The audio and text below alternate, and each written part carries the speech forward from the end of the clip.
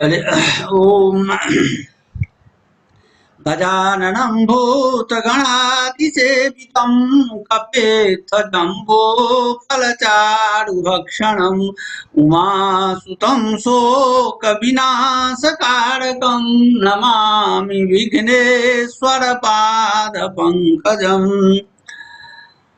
ओम गंगणेशाय नमः। ओम श्री सरस्वत्यै नमः। ओम स्वपुष्पैराकीर्णं कुसुमधनुषोमन्दिरमहो पुरोध्यायं ध्यायं यदि जपति भक्तस्तवमनुं सगन्धर्वश्रेणीपतिरिव कवित्वामृतनदी नदीनापर्जन्ते परमपदलीना प्रभवति। इससे पहले आर्षक ज्ञान दो प्रकार के होते हैं, एक लौकिक आर्षक ज्ञान और दूसरा अलौकिक आर्षक ज्ञान। इसके संबंध में मैं इससे पहले दिन प्रतिपादन किया था। आज उससे आगे हम बढ़ रहे हैं। कारिका संख्या है 37, उसका अवतरण है ननु आर्षक ज्ञानम न प्रत्यक्षम इंद्रियाजन्यत्वात्। कहते हैं जो आर्षक ज्ञान, जो आप लौकिक आर्षक ज्ञान और अलौकिक आर्षक ज्ञान जो किए प्रतिपादन किए, वह तो प्रत्यक्ष नहीं है, क्योंकि इंद्री से औजन्य है, इंद्री से उसे प्रत्यक्ष नहीं किया गया है। इंद्री में कौन आते हैं? तो कान, नाक, मुंह, आँख इत्यादि जो कर्मेंद्रियां हैं, इत्यादि जो ज्ञानेन्द्रियां हैं, उन ज्ञानेन्द्रियों के द्वारा प्रत्यक्ष होते हैं। तो सो इंद्रियों के द्वारा प्रत्यक्ष नहीं होने के कारण उस आर्षक ज्ञान को नहीं माना जा सकता। दूसरी बात है तो प्रत्यक्ष ज्ञान से यदि नहीं मानेंगे तो कहते हैं जो अनुमान से मानेंगे तो कहते हैं जो नानुमानिकम, वह आर्षक ज्ञान जो है तो अनुमान से भी माना नहीं जा सकता, क्योंकि व्याप्ति ज्ञानाजन्यत्वात्, क्योंकि उसमें व्याप्ति ज्ञान नहीं है, व्याप्ति ज्ञान से वो औजन्य है। अब कहते हैं नौपमानिकम, यह कहेंगे उपमान है, तो कहते हैं जो उपमान भी उसको नहीं कह सकते हैं, क्योंकि वह उपमान जो होता है सो सादृश्य ज्ञान से जन्य होता है, जहाँ पर सदृशता का बोध होता है, समानता का बोध होता है, वह वहाँ पर उपमान होता है, तो वह सादृश्य ज्ञान से भी जन्य नहीं है, उत्पन्न नहीं है वह ज्ञान, इसलिए उपमान के अंतर्गत भी वह नहीं आ सकता है। नागमिकम शब्द ज्ञानाजन्यत्वात्, कहते हैं जो शब्द प्रमाण उसे मानेंगे तो कहते हैं जो शब्द प्रमाण भी उसको नहीं मान सकते हैं, क्योंकि वो शब्द ज्ञान से जन्य नहीं है, वह शब्द ज्ञान से जन्य नहीं है, इसलिए शब्द प्रमाण भी नहीं माना जा सकता है। तो कहे जब चार प्रकार का प्रमाण होता है, वो प्रमाण में कोई प्रमाण जब नहीं है तो उसको किस कोटि में हम रखेंगे, कैसे जानेंगे? तो यहाँ पर इतनी बात तो हमने कह दी, लेकिन थोड़ा आप लोगों को स्मरण दिलाने के लिए थोड़ा प्रत्यक्ष, अनुमान, उपमान और शब्द क्या है, थोड़ा उसको हम उस पर संक्षेप में प्रकाश डालते हैं। जो इसमें यहाँ लिखा हुआ नहीं है, विषय के बाहर की बात है, लेकिन अभी हम चारों प्रमाणों की चर्चा किए हैं, इस दृष्टि से आप लोगों को थोड़ा हम स्मरण दिला देना चाहते हैं। तो थोड़ा सुनिए क्या है। तो एक होता है यथार्थ, दूसरा होता है अयथार्थ। तो यथार्थ का मतलब क्या हुआ? यथार्थ ज्ञान। जब कहते हैं तो आपको यथार्थ ज्ञान नहीं है, माने वास्तविकता का आपको ज्ञान नहीं है, लोग का व्यवहार में कहते हैं। तो वास्तविकता का ज्ञान क्या हुआ? तो हम अभी कुछ पंक्ति तर्क संग्रह की पंक्ति को हम उद्धृत कर रहे हैं, जिसके मुताबिक हम थोड़ा व्याख्या कर देते हैं, आप लोगों को फिर स्मरण में सब आ जाएगा। तो तद्वती तत्प्रकार को नुभवो यथार्थ कहते हैं। यथार्थ ज्ञान किसे कहते हैं? तो तद्वती तत्प्रकार को नुभवो यथार्थ, माने जैसे घट है, तो घट में घटत्व प्रकार का ज्ञान होना। घट जो है सो उसमें घटत्व जाति है, घटत्व जाति से विशिष्ट घट है। दूसरा उदाहरण मनुष्य है, उसमें मनुष्यत्व जाति है। तो मनुष्य में मनुष्यत्व का भान होना, यही है यथार्थ ज्ञान। उसको हम अनेकों उदाहरण से समझा सकते हैं, तो आप लोग समझ लेंगे। इसके विपरीत जो है वो अयथार्थ ज्ञान हुआ। उसी यथार्थ ज्ञान को प्रमा कही जाती है। प्रमा का विषय जो है वही यथार्थ ज्ञान है। प्रमा का विषय माने प्रमाण का विषय, प्रमा का विषय यानी प्रमाण का विषय जो है वही यथार्थ ज्ञान है। अब वह यथार्थ ज्ञान जो है सो चार प्रकार का होता है। यथार्थानुभव चतुर्विधा, तर्क संग्रह में आया है। यथार्थ अनुभव जो है सो चार प्रकार के होते हैं। वे कौन कौन होते हैं? तो प्रत्यक्षानुमित्युपमिति शाब्द भेदात, यानी प्रत्यक्ष, अनुमिति, उपमिति और शाब्द भेद से वो यथार्थ अनुभव चार प्रकार के होते हैं। कौन कौन होते हैं? तो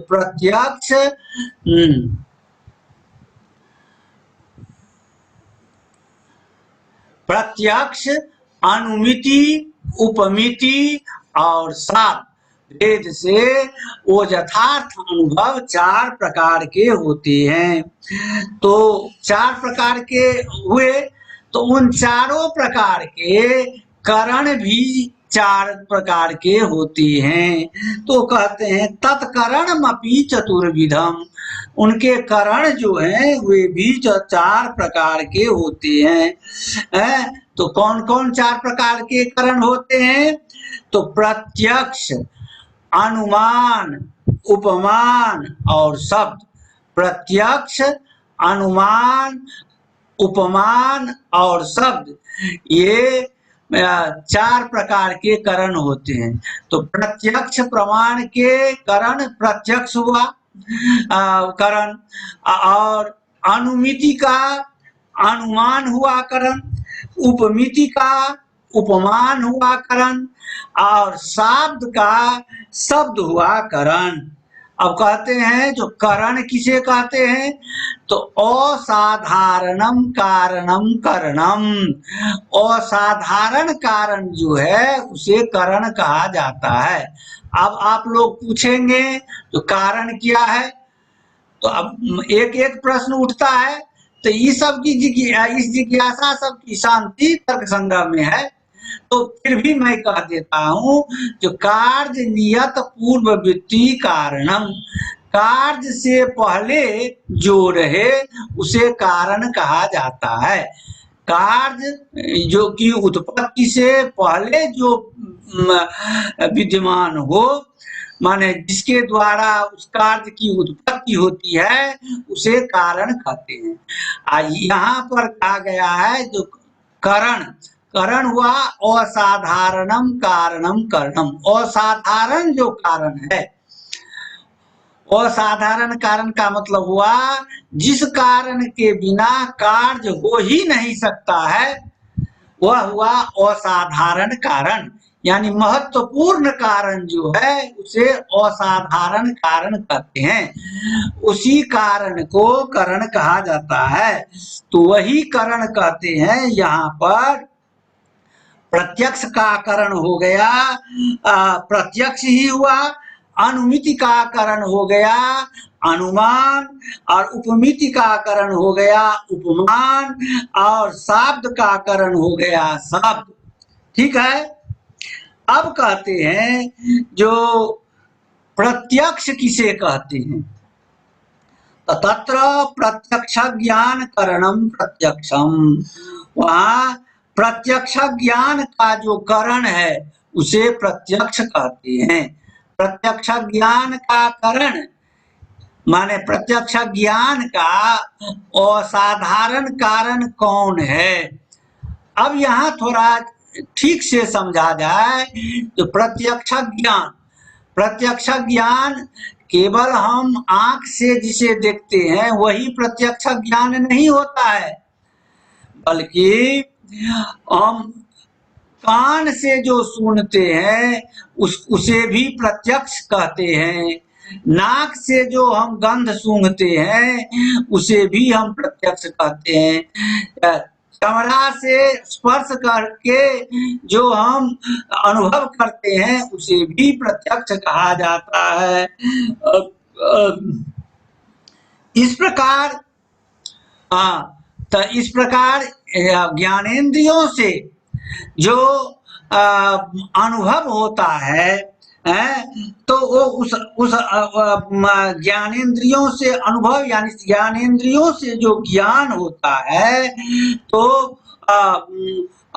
उस ज्ञान से जन्य जो है, उस ज्ञान से उत्पन्न जो है सो क्या होता है? तो प्रत्यक्ष होता है, वह प्रत्यक्ष होता है। तो अभी हम केवल प्रत्यक्ष की बात कह रहे हैं। तो वह देखा जाए कि प्रत्यक्ष ज्ञान का जो करण हुआ वो प्रत्यक्ष हुआ, यानी हम घट रूप को यदि हम देखते हैं, घट को देखते हैं तो घट को देखने के लिए हमको कौन इंद्रिय की जरूरत पड़ती है? तो नेत्र की जरूरी पड़ती है। तो घट रूप को देखने के लिए, घट के ज्ञान करने के लिए असाधारण कारण कौन है? तो नेत्र है।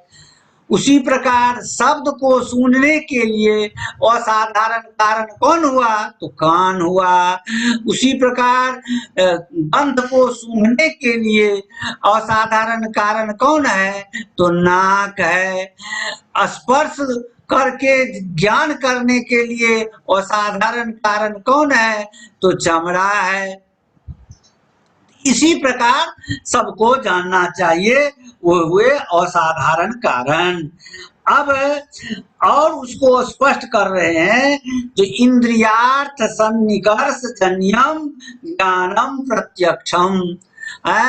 इंद्रियार्थ सन्निकर्ष जन्यम ज्ञानम प्रत्यक्षम। यहाँ पर क्या है? तो इंद्री और अर्थ, इंद्री तो हम कहवे किए हैं कान नाक आदि, कान नाक आंख चमड़ा आदि जो है सो इंद्री है, ज्ञानेंद्री है। और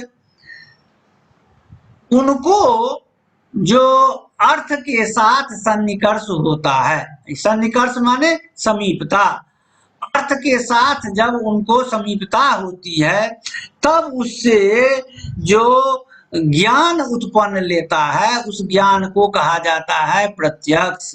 जैसे आंख है, आंख के सामने में पुस्तक है तो आंख पुस्तक को देखती है, तो वो आंख और पुस्तक ये दोनों जब आमने सामने जब आ जाएंगे तब उससे उत्पन्न जो ज्ञान होगा तो उस ज्ञान को कहा जाएगा प्रत्यक्ष है। तो क्योंकि आंख से हम पुस्तक को देखते हैं, क्या कहते हैं? जब हम पुस्तकम पश्याम है। तो इस प्रकार चक्षुरिंद्री का अर्थ जो है सो घट पट पुस्तक आदि सभी हो जाते हैं। उसी प्रकार कर्णेंद्री कर्णेंद्री का किससे संबंध है? तो शब्द से, क्योंकि जो शब्द को कान से प्रत्यक्ष होता है और वह प्रत्यक्ष जब होगा तो कान जब शब्द को सुनेगा तब उन दोनों में समीपता हो जाएगी। तब उसके बाद जो उससे ज्ञान निकलेगा तो उससे उस शब्द का जो ज्ञान है, शब्द के अर्थ का जो ज्ञान है लोगों को होने लगता है। इस प्रकार वह कर्णेंद्रिय के लिए उस शब्द जो है सो प्रत्यक्ष ज्ञान है। इसी प्रकार आप लोग सभी इंद्रियों में इसको माने जोड़ करके माने जानना चाहेंगे। तो विशेष जानकारी के लिए फिर माने कभी प्रश्न करेंगे तो उसका मैं उत्तर दूंगा। तो यह हो गया प्रत्यक्ष। हम संक्षेप में प्रत्यक्ष ज्ञान जो है उसकी बात हमने कह दी है।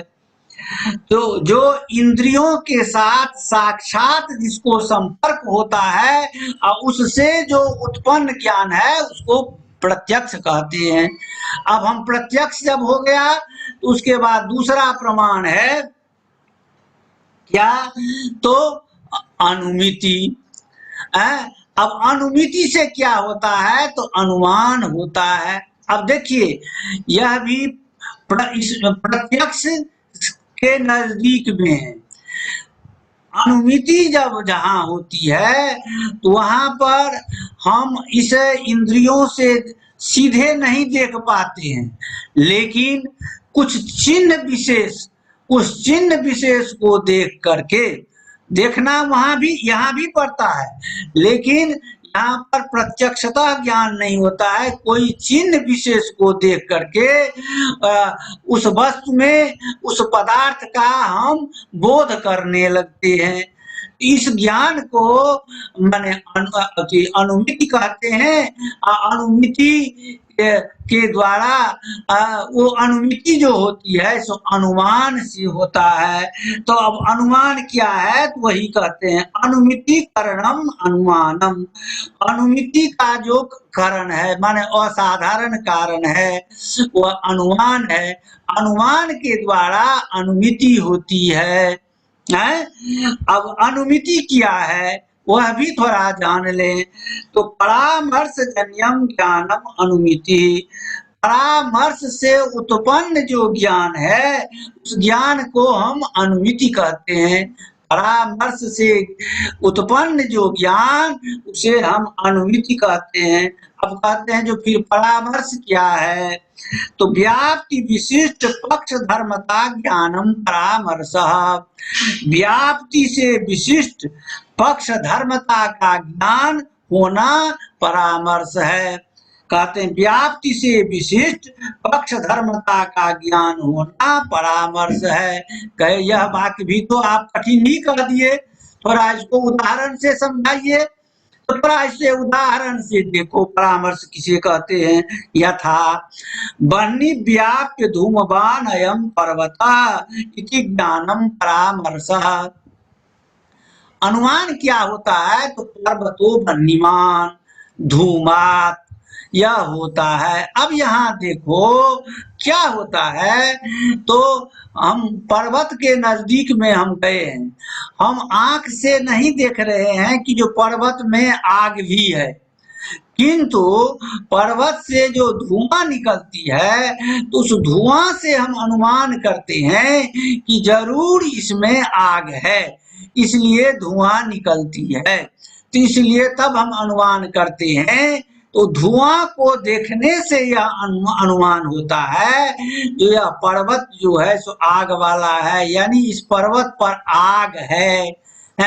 इस प्रकार का हम अनुमान करते हैं। तो इसी बात को कहा जाता है जो बन्नी व्याप्त धूमवान अयम पर्वत। और दूसरी बात क्या है? तो अनुमान में क्या होता है? तो तीन कोटि होती है। एक होता है पक्ष, दूसरा होता है साध्य और तीसरा होता है हेतु। तो पक्ष जहां जिस पदार्थ में हम अनुमान करते हैं तो उसको हम पक्ष कहते हैं, जिसका हम अनुमान करते हैं तो उसको हम साध्य कहते हैं, और जिसको देख करके अनुमान हम करते हैं उसको हम हेतु कहते हैं। तो जैसे धुआं को देख करके पर्वत में यह ज्ञान हुआ कि जो इसमें आग है। तो अब यहाँ देखो, तो जब कभी होगा तो साध्य जो होता है, पक्ष साध्य और हेतु, साध्य जो होता है सो व्यापक होता है और हेतु जो होता है सो व्यापी होता है। तो व्यापक क्या हुआ, जो अधिक देश में जो रहता है, जिसका क्षेत्र बड़ा हो उसे व्यापक कहते हैं, और जिसका क्षेत्र छोटा हो उसे हम व्याप्य कहते हैं। तो व्यापक को रहना चाहिए, व्यापी नहीं भी रहेगा तो कोई माने हानि नहीं होगी, लेकिन व्यापक को तो रहना ही चाहिए, तभी जाकर के अनुमान होता है। अब यहाँ है तो बहनी व्याप्य, बहनी हो गया व्यापक, बहनी माने आग, पर्वत में आग है तो वहां पर आग जो है व्यापक है, और धूम जो है सो व्याप्य है। तो बन्नी से व्याप्य जो धूम है तो उस धूम वाला यह पर्वत है। इस प्रकार यह परामर्श होता है, इसको हम परामर्श कहते हैं।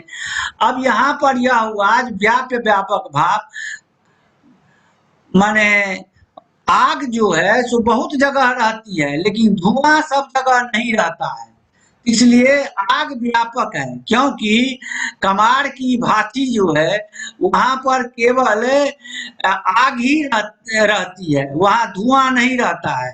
लेकिन हम जब खाना बनाते हैं घर में तो वहां पर चूल्हा में जब हम जलावन देते हैं तो वहां पर धुआं भी रहती है, आग भी रहती है। लेकिन आजकल जो हम गैस जलाते हैं तो वहां पर धुआं नहीं है, केवल आग ही है। तो इसलिए आग जो है व्यापक है और धुआं जो है व्याप्य है, इसलिए कहा गया तो बन्नी से व्याप्य धूमवान पर्वत, यह जो ज्ञान होता है इस ज्ञान को हम परामर्श कहते हैं। और इस परामर्श से उत्पन्न होने वाला जो ज्ञान जो है उस ज्ञान को हम अनुमिति कहते हैं। तज्जन्यम पर्वतो बह्निमान इति ज्ञानम अनुमिति, माने परामर्श से उत्पन्न जो ज्ञान है उस ज्ञान क्या हुआ, तो पर्वतो बह्निमान, पर्वतो बह्निमान, यह जो है सो यह ज्ञान जो है सो अनुमिति कहलाती है। पर्वतो बह्निमान, इसके द्वारा पर्वत में आग का ज्ञान होता है, इस ज्ञान को हम अनुमिति कहते हैं। अब कहते हैं जो व्याप्ति क्या है, तो यत्र यत्र धूमः तत्र तत्र अग्नि इति साहचर्य नियमो व्याप्ति, जहां जहां धुआं है वहां वहां आग है, यह जो साहचर्य नियम है उसको हम व्याप्ति कहते हैं। यानी जहां धुआं रहेगी वहां आग रहेगा, आग रहेगी, क्योंकि आग बिना धुआं की धुआं जो है सो बिना आग की नहीं हो सकती है, यह साहचर्य नियम है। धुआं जो है सो आग के बिना नहीं हो सकती है, आग हो सकती है धुआं के बिना, लेकिन धुआं आग के बिना नहीं हो सकती है। यह जो साहचर्य नियम है इस नियम को हम व्याप्ति कहते हैं।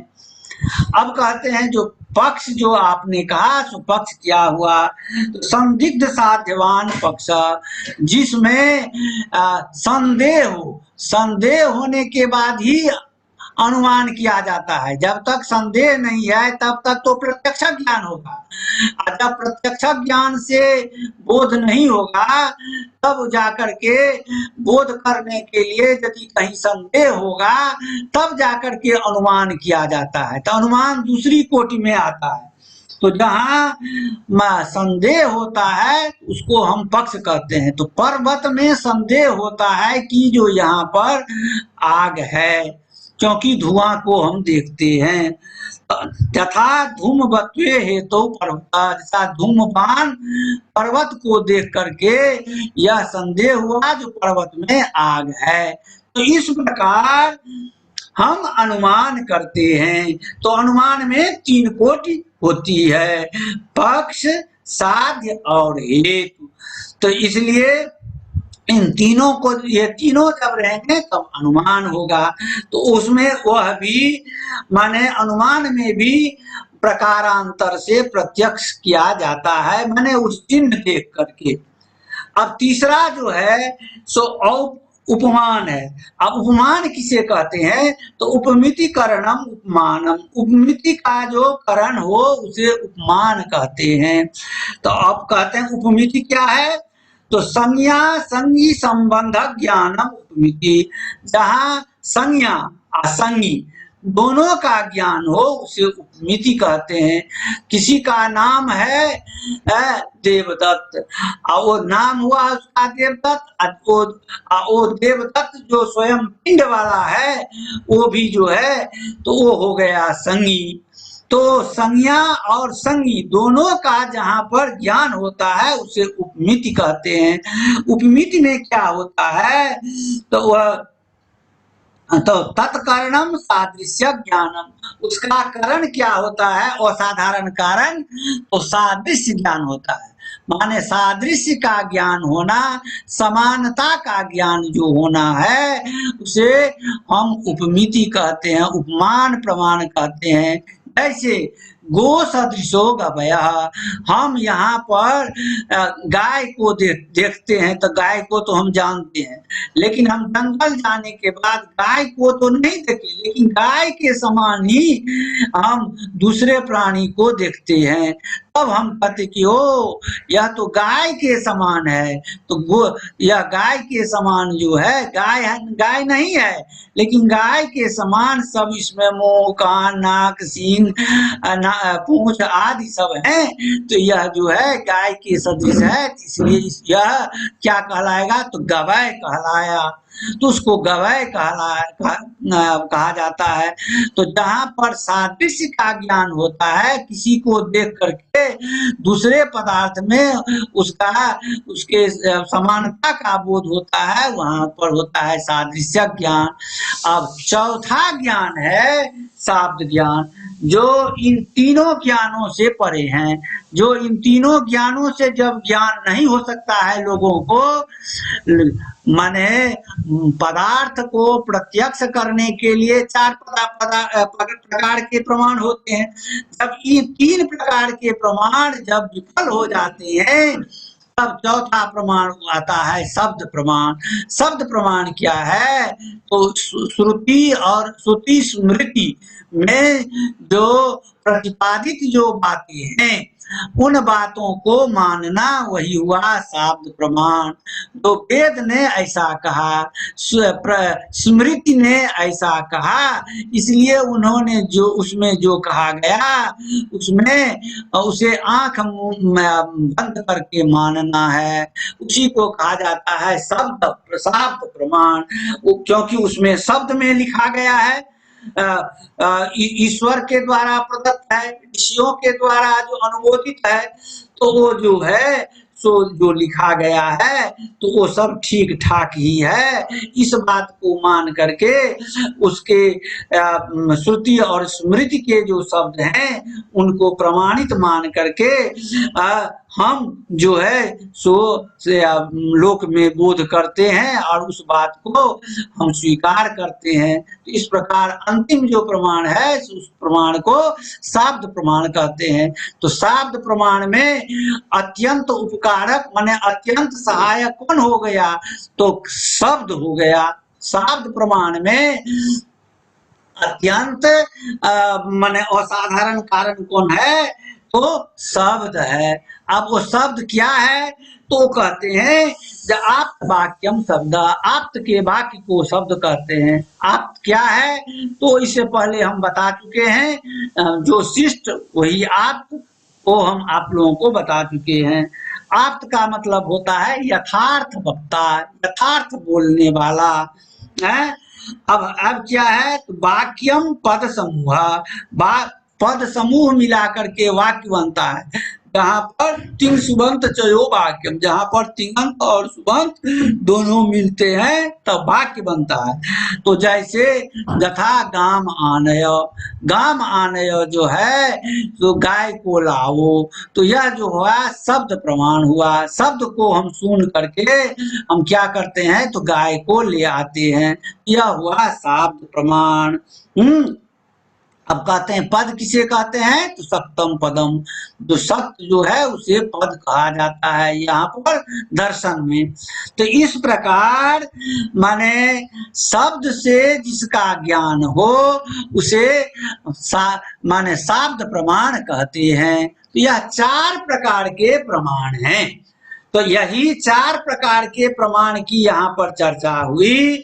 ननु आर्ष ज्ञानम न प्रत्यक्षम इंद्रियाजन्यत्वात्, नानुमानिकम व्याप्ति ज्ञानाजन्यत्वात्, नौपमानिकम सादृश्य ज्ञानाजन्यत्वात्, नागमिकम आगमिक, आगम माने होता है शास्त्र, माने श्रुति स्मृति व्याकरण इत्यादि जो है, क्योंकि व्याकरण भी ऋषि प्रतिपादित है, माने पाणिनि कात्यायन पतंजलि द्वारा प्रतिपादित है, तो वह आगम शास्त्र है। तो आगम शास्त्र को ही शब्द प्रमाण वाला शास्त्र माना जाता है, शब्द प्रमाण माना जाता है। तो इसलिए कहा गया जो शब्द ज्ञान से यह जन्य नहीं है। तो इस तरह ये चारों प्रमाण में कोई प्रमाण हुआ ही नहीं आर्ष ज्ञान, तब इसको कौन प्रमाण माना जाए? अब आइए किताब की पंक्ति पर। इन सब बातों को जो माने तर्क संग्रह में देख लेंगे हम, जो पंक्ति हम बोले हैं वो सब पंक्ति मिल जाएगी। प्रत्यक्ष खंड में, अनुमान खंड में, उपमान खंड में और शब्द में, सब जगह से हम संक्षेप में लेकर के आप लोगों को स्मरण दिला दिए हैं। यह जानना सबों के लिए बहुत जरूरी है, इसलिए इन चारों प्रमाणों को जानना चाहिए, तभी शास्त्र के अर्थ को लगाने में संभव हो सकता है, आप लोग सक्षम हो सकते हैं। अब यहाँ पर आप देखें कारिका क्या है? तो आविर्भूत प्रकाशाना मनुपप्लुत चेतसाम अतीतानागत ज्ञानम प्रत्यक्षान्न विशिष्यते। अब इसको कारिका कठिन है, इसको फिर से पढ़ देते हैं, आप लोग इसे सुने, उसको उच्चारण अपने में करेंगे। आविर्भूत प्रकाशाना मनुपप्लुत चेतसाम अतीतानागत ज्ञानम प्रत्यक्षान्न विशिष्यते। हो जाएगा। अब अन्वय देखिए, अनुपप्लुत चेतसाम आविर्भूत प्रकाशानाम अतीतानागत ज्ञानम प्रत्यक्षान्न विशिष्यते। अब हम व्याख्या की ओर बढ़ते हैं।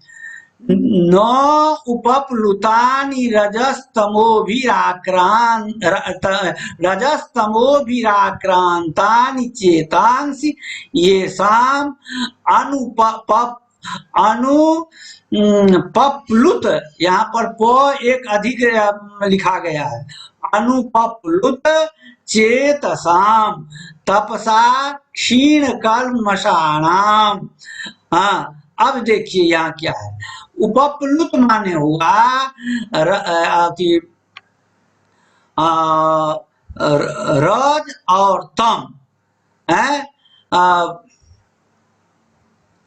तो सत्व रज तम 3 होते हैं गुण, उसमें रजोगुण और तमो गुण, इन दोनों गुणों से जिनकी बुद्धि आक्रांत नहीं है, प्रभावित नहीं है। रजोगुण और तमोगुण से जिनकी माने रजोगुण और तमोगुण से जिनके मन आक्रांत नहीं है, यानी प्रभावित नहीं है, ऐसे व्यक्ति क्या कहलाते हैं? तो अनुपप्लुत चेतांसी, ऐसे व्यक्ति अनुपप्लुत चेत वाले कहलाते हैं। उनका, ऐसे व्यक्तियों का, जो व्यक्ति अनुपप्लुत चेतसाम वाले हैं, जिनके मन में रजोगुण और तमोगुण अपना अधिकार नहीं प्राप्त किया है, ऐसे व्यक्ति जो हैं वे तपसा क्षीण कल्मषाणा, वो तपस्या से, माने आगम श्रुति स्मृति में प्रतिपादित जो विधि है, उन विधि के द्वारा तपस्या करने से वे पाप को नष्ट कर चुके हैं, तभी उनको रजोगुण तमोगुण प्रभावित नहीं करता है। ऐसे तपस्या के द्वारा पाप को नष्ट करने वाले जो व्यक्ति हैं वे अतएव आविर्भूत आवरण रहित प्रकाशो ज्ञानम जैसा, इसलिए उनमें उनके हृदय में प्रकाश जो है वो ज्ञान रूपी प्रकाश प्रकट हो चुका है। किसी भी प्रकार का आवरण उनके हृदय पर नहीं है। तो ऐसे आवरण से रहित ज्ञान वाले जो व्यक्ति हैं तो उनको कहा जाता है आविर्भूत प्रकाशानाम। ऐसे जिनके हृदय से आवरण नष्ट हो चुका है, ऐसे प्रकाश वाले, ऐसे ज्ञान वाले, निरावरण ख्याति नाम, यानी आवरण नष्ट जिनका हो चुका है, ऐसे व्यक्तियों का, ऐसे व्यक्ति कौन होते हैं? तो योगी होते हैं। ऐसे जो योगी व्यक्ति, योगी हैं, योगी नाम जत अतीतानागत ज्ञानम जायते, उन्हें जो उनके हृदय में, योगियों के हृदय में अतीत माने भूतकाल, अनागत माने भविष्यत काल का ज्ञान उत्पन्न हो जाता है। ऐसे योगियों के हृदय में भूत और भविष्य का ज्ञान स्वयं उत्पन्न हो जाता है। तो प्रत्यक्षात अस्मदादि प्रत्यक्षात न विशिष्यते न विद्यते, वह ज्ञान जो है, वह ज्ञान हम लोग जैसे इस स्थूल इंद्रिय से प्रत्यक्ष जैसे करते हैं, उन प्रत्यक्ष से वह प्रत्यक्ष कम नहीं है। हम लोग सामान्य लोग स्थूल इंद्रिय से प्रत्यक्ष करते हैं, वे लोग माने तपस्या के द्वारा अपने हृदय से पाप को दूर करने के बाद उनका हृदय जब प्रकाश से युक्त हो जाता है तो वो अतीत और अनागत का ज्ञान कर लेते हैं और उसके बाद भूत और भविष्य की बात सब बताने लगते हैं। वह ज्ञान उनका जो है सो हम लोगों के ज्ञान से छोटा ज्ञान नहीं है, बल्कि वह विलक्षण ज्ञान है। अत्र यह हुआ अत्रेदम ध्येयम यद्यपि लौकिकम आर्षम तदपि आगम सहकृत यत्न पूर्वक प्रत्यक्षाभ्यास जन्यतया। कहते हैं यद्यपि लौकिक आर्ष ज्ञान जो है वह भी आगम के द्वारा, वेदादि के द्वारा यत्न पूर्वक प्रत्यक्ष करने के बाद अभ्यास से उत्पन्न होता है। प्रयत्न पूर्वक अंजनादिना दृश्य दृष्टीनाम सिद्धानाम ज्ञानमिव उपनेत्र सहकृत चाक्षुषमिव च प्रत्यक्षमेव भवति।